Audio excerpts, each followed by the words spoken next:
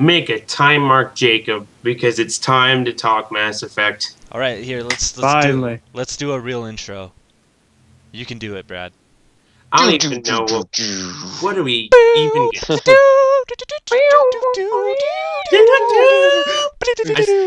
I still can't sing. My voice is still gone.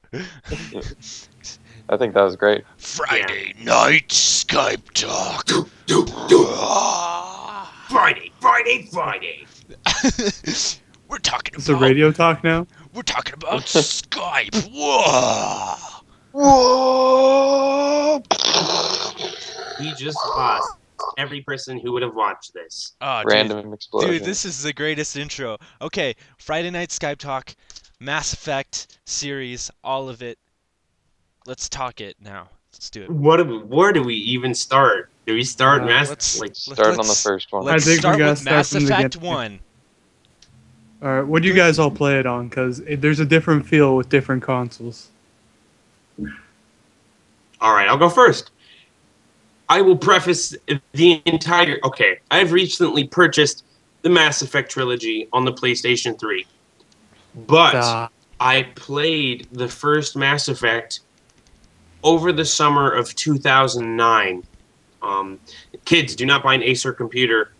Because here's my Mass Effect story. In the summer of like 2009, so I bought it on Steam, and I played through it. I got all the way to the end, and then my motherboard fried. And pretty much everything that remained functional the only thing that remained functional when it all was said and done was the power. It supplied power and nothing else would turn on. It was literally like, I'm playing Mass Effect, I pause the game, I left the room, I go to the bathroom, I come back 3 minutes later, I'm like, it's foggy in here. And it smells like rubber.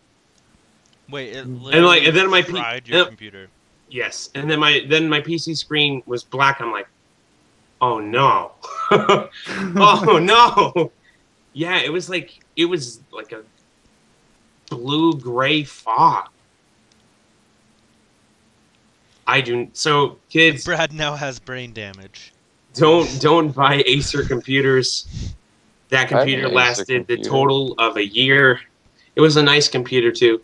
Lasted the total of a year, but I did play through most of the first Mass Effect on the PC.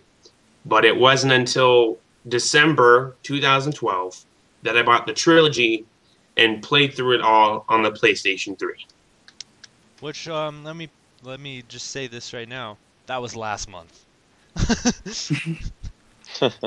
Can you believe it is January 23rd, 2013? Yeah, we're supposed to die last year. Hey, it's my birthday in 2 days. Whoop whoop. Yeah. Right. You coming down? Of course I'm coming down. You better. You I'm just asshole. He's coming up. He's coming here to visit me. I'm going up to Canada, yeah. Oh, okay. Going from That's so cool. 'Cause me too. Flagstaff, Arizona to Montreal. Makes sense. Yep. Anyway, Yeah, seems like a good idea. The So thing is, the thing from Mass Effect 1 and Mass Effect 2 is it's a completely different game. every Mass Effect is a completely different game. No, I find that the second and the third are closer They're than the closer. first. Yeah, they're closer in resemblance, but Mass Effect 1 and 2 are universes apart. They barely resemble each other. The thing is, out of all three of the games, I still think from this day, the first one is the best one. I agree. I think the first is still the best Mass Effect. Now, the reason why I say there's a different feel between consoles is because when I first played Mass Effect, I absolutely hated it. Why? Because I played it on the Xbox. And I had to keep switching from this and that. I didn't finish it on the Xbox. I threw it out. I was done with it. I rented it, and I was done. and you threw it away? I didn't throw it away. You threw away. I rented it. Rented. Yeah, I was so pissed off I threw away a rented game. He now owes threw it. $1,000 to that rental company. He threw it at the rental store. No, what rental stores? They don't exist anymore. I don't have to pay anything anymore. You're right. It's You like should have that. just kept Sure. it. You wouldn't have had to pay anything. It's like that No. tire commercial. Where he takes the tire and throws it through the window. He did that with the Mass Effect game. It's like, take Yeah. this frickin' game back. It just didn't make it through the window. Or you No, know it those smashes GameFly it. commercials? Yeah, the GameFly commercials where you, You know smash where- your TV. Yeah, that was me. That was me. And I'm just as bad as Brad. I bought all three of mine the summer of Mhm. 2012. Hmm. So I played through the first one, and on PC, you have the best feel no matter what for these games. Okay, as a person who has played the first Mass Effect, and then because the first Mass Effect was not on PlayStation 3 until last month, as someone who has played both versions, the PS3 version is actually a little better. In that, mostly through some of the improvements made. In my experience, okay, well, problem number one with Mass Effect PC is there is no fix for this. No fix for this. BioWare even knows it's a problem and they can't do anything about it. Garrus's face is extremely, extremely low res. Nobody knows how or why it happened, but no matter what detail you play it on, Garrus's face is at a very low res texture. While that won't affect gameplay too much, I will say with the PS3 version, the load times are better than any other platform, unless you're playing on a solid state drive. But the load times are better on the PS3 than than the load times on the 360 or the load times on the PC. I can vouch for that 100%. The load times are significantly shorter on the PS3 version. Oh, yeah, And- I'll give you that. I remember playing Mass Effect 1, 2, and the load times were just horrible. The load times are the elevators, especially. Yeah, tell me about the elevators. You don't stop going. You waited on the first one, and the second one, the load times take forever. I remember we walking around on the Normandy in the second one. It's like, all right, I'm going to the load screen. I have time to go to the bathroom.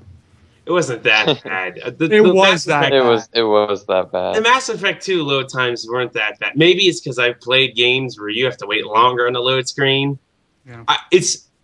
The bad load times. You're right. If you went to the crew deck, that was a bad load time. That was really, really long. But like going to your cabin or going down to the cargo bay, those load times were not as bad. Okay. Now back to the beginning of Mass Effect 1. How would I start? How would I start this out? I don't even know. I do think it is the best. I think this is the best one just because you had the freedom to do everything. And what I heard people complain about a lot, I don't know, I love this actually. I missed it in the other two, was being able to drive the Mako. Okay, I will say there are positives. And first off, the Mako controlled terribly. Not on the PC. I will say the PC was a little bit better because you had WASD keys. I will say it was better because of that. Because on a console, the sticks mess with each other. Like the left stick is dependent on the right stick, and the right stick is dependent on the left stick. How the Mako moves. On the PC, that problem isn't as big a problem. But even with all the control issues, it's like, how about we make a planet where there is a valley right here on top of this plateau that makes it impossible to move the Mako any further. That's what I don't like about the Mako sections. It's like, okay, now we got to kill 7 Thresher Maws on this planet, and now we get stuck. But I will say, I did miss it a little bit because I thought it added a greater sense of scale to the universe you were in. Because now it's like, now I can land on this icy planet or the lava planet, and I can explore this planet. And while there's nothing really on this planet, it's still cool to actually traverse the environment with the Mako. I just wish that not every cliff was at 90 degrees and there was jagged geometry everywhere that you would get stuck on. I don't know. I manipulated the Mako pretty well where I was able to climb over the mountains, no problem. The jet booster is the little boosts you get. You have to use those all the time. Yeah. That was the one thing. The Thresher Maw fights I didn't think were that good, and I think getting stuck too often really is what brought the Mako sections down. I did like exploring, though. I thought that was cool. The big thing that frustrates me, though, is in the first one, they made such a big deal about Prothean relics, and then the second one, it's like they don't even exist. That's the thing. I think that's really the reason I like the first one more, is because the tone of it is way more different than any of the other games. It's like reading a very good sci-fi novel that introduces you to the world. It introduces you to the politics. You're talking a lot with aliens. It's like good Star Trek when you see interspecies relationships, or, you know, you see the conflicts these two have. And, you know, it's like now you are in a position of power. You feel like you can do whatever you need to do to get the job done. Mm-hmm. Like when you first become a Spectre, it actually meant something. It did. It was awesome. That was such a cool part of the game. It was just like, now you're free to basically do whatever you want. Now, the game was restrictive because there are limits to what a game can do. But what? What are you talking about? Well, I mean, it's not like now I can go blow up, you know, an oil refinery over in the. Right. You have rules to follow. Right. I was being sarcastic. Okay. Yeah, you have rules to follow, but the tone and the feel of that game, the way the story is told, the writing of that game is the best out of all three of those games.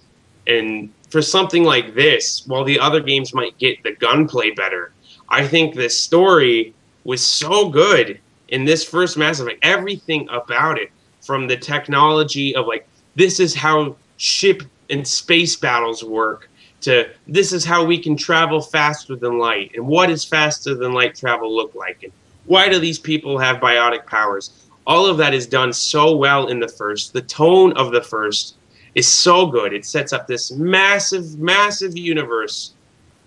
I think that's why I like the first Mass Effect the most. And I completely agree. And then the second one, they take it all away from you. I wouldn't say they take it all away. I think they shift the focus into a different area. The first one is like, I'm going to build a small but elite crew, and we're going to go stop this guy who's threatening to bring back this ancient race of machines. Whereas the second one is like, here's Shepard flying to planets and bringing his ragtag bunch of cronies along as he's working for a mysterious, shadowy organization where the true motives are never quite known.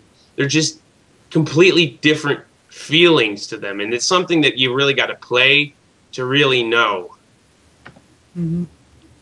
How do you feel about it, Joe? About the second one? Yeah. I feel like it was a downgrade. Explain. I feel like it's a downgrade. You're right. You're just flying around with just a bunch of cronies. I didn't feel the story as much. And when I played Mass Effect 2, I forgot one of the characters. I didn't feel the story as much in Mass Effect 2. That's, you know, I think, though, by the end of Mass Effect 2, I developed like an extremely loyal following to my crew. I mean, one out of the 9 characters you get in your crew in Mass Effect 2, there's only one who I didn't really like, and that was Jacob. He was very flat. There wasn't anything to him. Well, thank you. Tell you the truth, I didn't attach to any of the characters in Mass Effect 2. I felt like I just had to get through this game. I didn't. And in the first one, who'd you let live, Kaidan or Ashley? I've only played one playthrough of the entire game. So the ending, Mass Effect 1, I killed Kaidan, I saved Rex, I freed the Arachnite Queen, and I romanced Liara, and I saved the Council. Okay. My one was pretty much everything like you, except I romanced Ashley, I saved Ashley, and I killed the Council. Okay, so really, you saved the Arachnite Queen, you saved Rex. Yeah, I saved everything else except for the key little difference. Like, I killed the Council. I'm sorry. Oh, we became the dominant species. I wonder how Massive, because I know by the end of Mass Effect 3, none of that really matters. No, because we'll get to that in a minute. Yeah, we'll get to the end. Yeah, I'll just get to that in a minute. But I feel like we downgraded in the second one because remember in the first one you didn't have thermal clips. That's no. You see, this is the thing. This is another one of those weird in-game explanations. Like the first Mass Effect. Like people are like, how come all the aliens speak English? Why does everyone have a perfect American accent? And then in the DLC, it's like everyone speaks English because you have an automatic translator on board your suit. All right. And then in the second Mass Effect is like, well, it turns out due to what happened in Mass Effect 1, a lot of the Geth won the battles because they were able to put out more rounds at a time. And in Mass Effect, I like that about Mass Effect 1 is that you had unlimited ammo. It was your guns overheated after a couple shots. It makes more sense for it being that far in the future. Yes, exactly. It's like you have basically unlimited ammo. Mass Effect 2 is like, well, it turns out because they were able to fire more because their guns never overheated, that's how they won. So turns out now we've retrofitted every single gun that exists in the galaxy to run off of these limited ammo clips. And somehow they changed all the guns to this in the span of 2 years when Shepard dies. Yep. For the first time. That was one of the things I really liked about the first Mass Effect was not having to worry about ammo. Now, I never really had to worry about ammo in the second Mass Effect. The only time, probably the first quarter of Mass Effect 2, was when I was running out of ammo on stuff. Mm-hmm. But then, by the end of Mass Effect 2 and Mass Effect 3, you almost never run out of ammo for a gun. Well, yeah, you start aiming. Man. Yeah, the things I don't like about the first Mass Effect, again, aside from the spotty Mako stuff, the game forces you to do inventory management. Yeah. That's all they need to change, though, and then they could have brought it over to the second one, and this would have been an amazing game. Oh, man. The problem with the first game is how much inventory management you have. Mm-hmm. You only have, I think it's 150 inventory slots. And here's everything that takes up an inventory slot. An assault rifle, a shotgun, a pistol, a sniper rifle, a grenade modifier if you're Shepard, weapon, armor, armor upgrades, weapon upgrades, ammo upgrades, biotic amp interfaces, and tech upgrades. So you have 11 things all vying for your 150 inventory slots. Yep. And whatever you couldn't fit, you didn't have a choice to put it to not go back to it. You could not go back to your containers afterwards. It's either you take it all or turn it all into Omnigel. Yeah. See, the thing is, if you had full inventory and you picked up a new container, let's say like, because they basically judged weapons on a scale of 1 to 10, like rank 10 weapons were the best.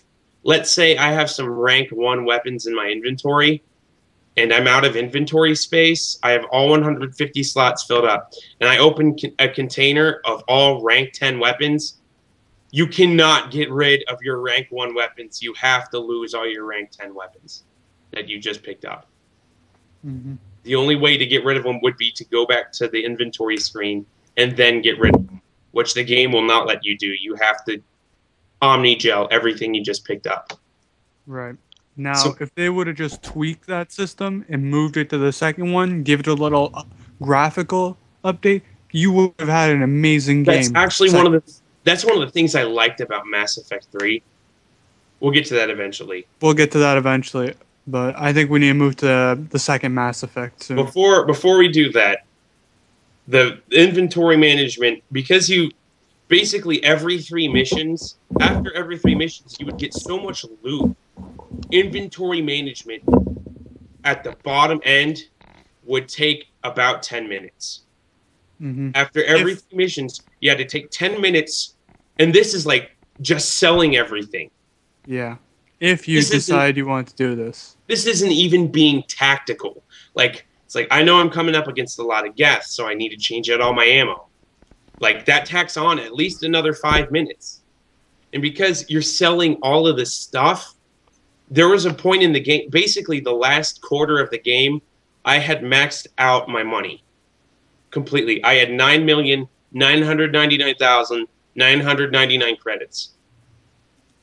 Because I just sold so much stuff during all the inventory management, and it basically made money no thing. I was able to buy the best sets of weapons for every single member of my crew, which is 5 times.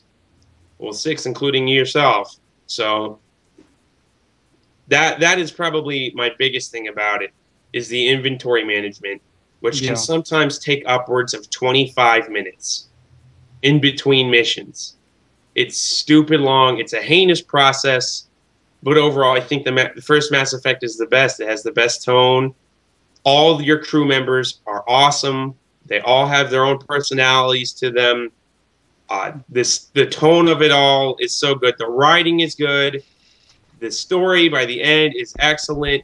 Your choices feel like they will affect the future greatly. Infinite ammo. The cover system, not really that good.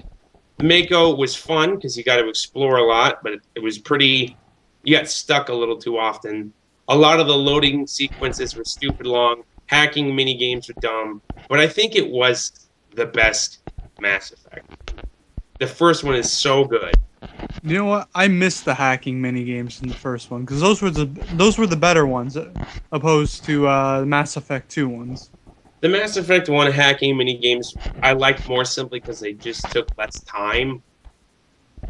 The PC one, the PC had a completely different hacking minigame than the 360 or PS3. Because in the PC, you had to guide an arrow through a little maze. On the PS3 or 360 versions, you would see the buttons like come up, and they would flash, and you'd have to press that button. Really? Okay. Yeah. Okay, so we had 2 different... Yeah. Okay. Yeah, the hacking games were changed for the PC because it's like you're not going to have an entire keyboard light up and you have to hit the right key. Mm-hmm. All right, let's move on to Mass Effect 2. Where do we start with this one? You start off on the Normandy. You get blown up by the collectors. I will say the intro was certainly shocking.